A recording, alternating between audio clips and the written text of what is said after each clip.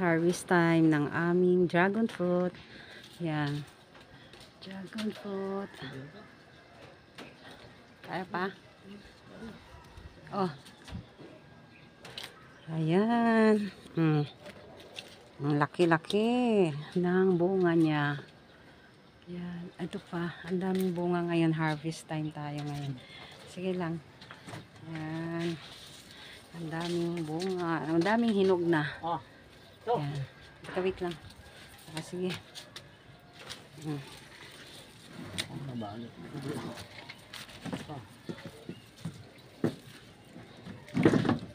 Yan. Bigat. Parang mahigit 1 kilo. Higit 1 kilo na to. Ang daming hinog. Ang aking tanim ng palaya. Dami.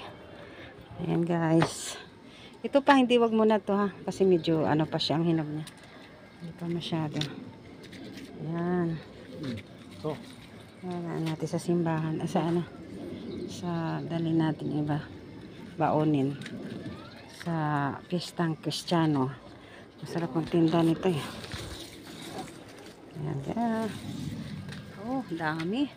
Ilan lahat nag-harvest. Maraming hinog. Ayan guys. Ikot ka sa kabila. Hala, kunin. Pwede pa yan. Hindi pa. Ano Tigas lang. pa. Kunin ka na?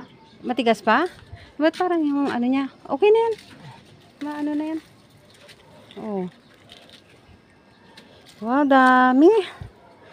Ayan. Ito. Oh. Ayan. Dami na. Sa kabila. Wag mo na. Wag mo na.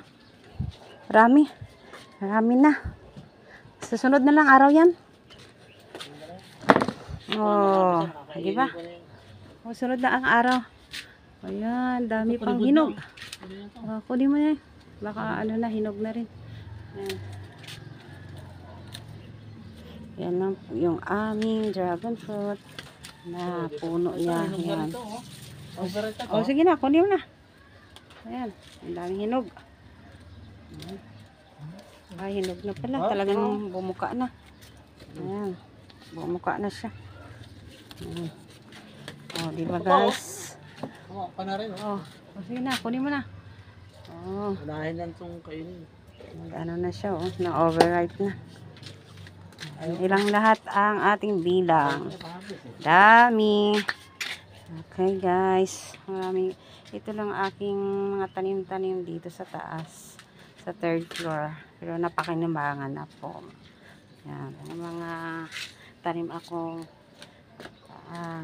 kangkong.